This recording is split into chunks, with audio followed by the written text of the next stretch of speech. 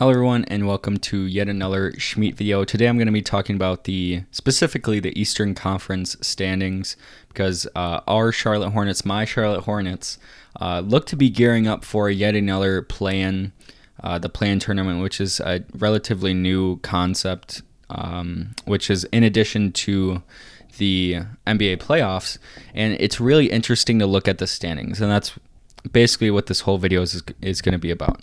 So right now, currently, it is March 27th. The Charlotte Hornets are 8th in the East right now. We are sitting at 39 and 36. We've been a 500 team, or relatively 500 team. Of course, we're 3 games over 500. We've been basically a 500 team for the last 2 seasons. This season, I thought we'd break out of the pack. My hope, if you watch any videos before the season, and my goals of my Hornets before the season was to make it out of the play-in, to be a 6 seed, to actually make it into the playoffs without having to worry about a 1-game elimination when you have to play what looks like Kevin Durant in the 9 seed right now. Obviously, that's subject to change, or actually play the Cavs, the 7 seed, because the 7 plays the 8, the 9 plays the 10. So we'd have to play the Cavs, and that's scary as well because they've been playing really good team ball. But before the season, my goal was to be the 6th seed for the Charlotte Hornets. And right now, I should make a whole video about them, even though I'm a Charlotte Hornets-related channel. The Raptors at the 6th seed is one of the most untalked about things in the NBA this season. Obviously, Scottie Barnes has been an amazing pickup for them, and I don't know if I made a video about it at the time of the NBA draft, but him being picked over Jalen Suggs was kind of a head scratcher for a lot of people. That's turning out to be a great pick by the Raptors. And as I said, at draft night and the days after draft night, Jalen Suggs was seen to be there for them, for the Toronto Raptors, before Scottie Barnes. And a lot of people thought that Jalen Suggs was going to be their pick. Obviously, they brought in Gary Trent Jr. They brought in Malachi Flynn. They lost Kyle Lowry, and they still have their all-star. What is his name? I know where he's from. He's from Rockford, Illinois. I'm blanking on his name right now. But they already had a lot of guards, so it made sense to bring in Scottie Barnes. And he's been a great player for them. Great player. He's probably top 3 right now in Rookie of the Year. Cade Cunningham, Evan Mobley, and then probably Scottie Barnes, and then probably Jalen Green maybe. Franz Wagner is up there as well. But back to the Hornets. I just thought it was interesting that the Raptors of all people, above the Nets, Hawks, Cavs even. Like, the Cavs have had a great season, and they're still not at the same level as the Raptors. It's just crazy. And obviously, guys, there's still games left to play in the season. And if you look at the Eastern Conference standings, if you look at the top of the Eastern Conference standings, it's a 2-way tie for number 1. It's a 2-way tie for the 3 and 4 seed as well. And then it kind of drops 3 games to the Bulls at the 5 seed. This is still subject to change. I can't talk tonight. This is still subject to change, and I want to keep that in mind because there is a good handful of games left this season. But back to my Charlotte Hornets, sitting at that 8 seed. We are tied with the Nets right now, and although we just beat them tonight, we just beat them by 6 or something, I believe. They have been on a roll. They won, I think, 9 of their last 11. So besides us, they've been on a roll. So I guess being tied with them at 39 wins and 36 losses isn't the best thing because we're sitting at the same seed as Kevin Durant and Kyrie Irving. And Kyrie has been cleared to play in home games, a new mandate in regards to the COVID-19. So it'll be interesting where we end up. I hope we keep the 8 seed just so we don't have to play one play-in game and then play another of the winner of the 7-8 seed if we were to drop to the 9 or 10 seed. And just looking at these standings, the Wizards started off as the number 1 seed in the Eastern Conference, although it was only like 10 games in when they did this. They are out of the play-in.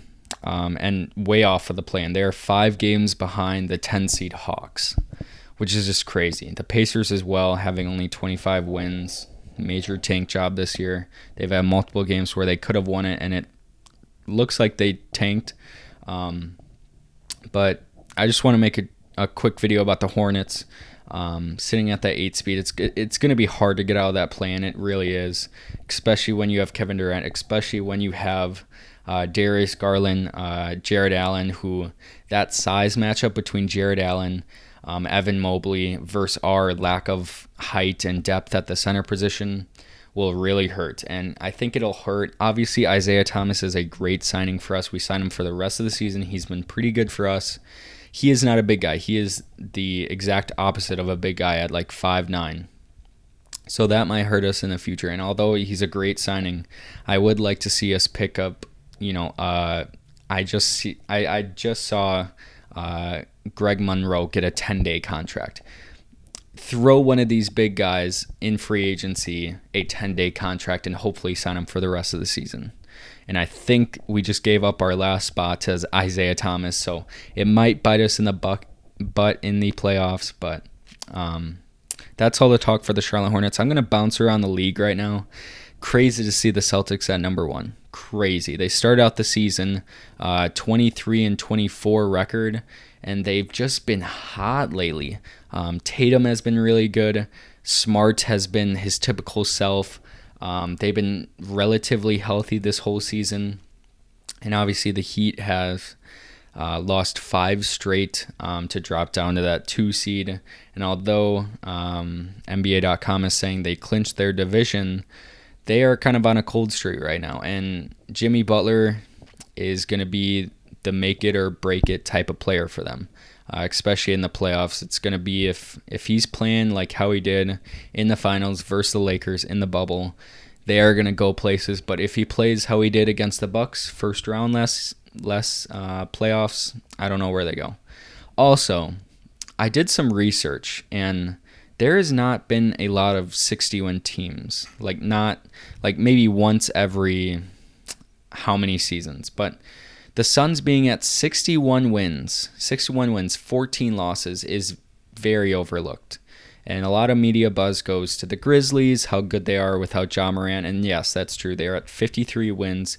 And I believe they only have 2 losses without Ja Morant, and they have 15 wins. They've been great. A lot of media coverage goes to them. A lot of media coverage goes to the Warriors. Obviously the Lakers,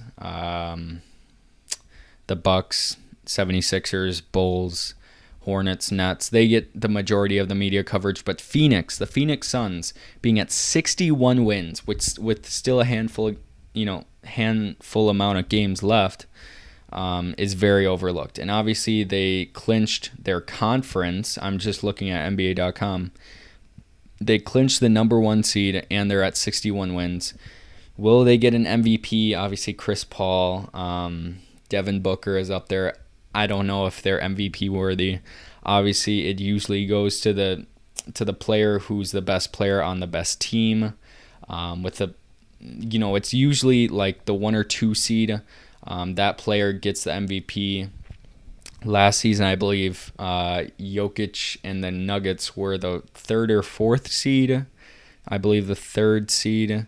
Russell Westbrook is another exception just because he that whole season he was a triple-double machine. But usually it goes to Steph Curry, who had the number 1 team, Kevin Durant, who had the number 1 team, LeBron, who has the number 1 team. And although the Suns are the number 1 team and their best player, arguably Chris Paul or Devin Booker, they won't get the MVP. It's either Jokic, Giannis, or Embiid. I don't really know my pick. Maybe I'll make a video about it. But that's the talk right now. Is a couple games left in the season. Who's going to be where? Hornets sitting at the 8th seed. Would love if they somehow jump to that 6th seed. They are 3 games back from the Raptors.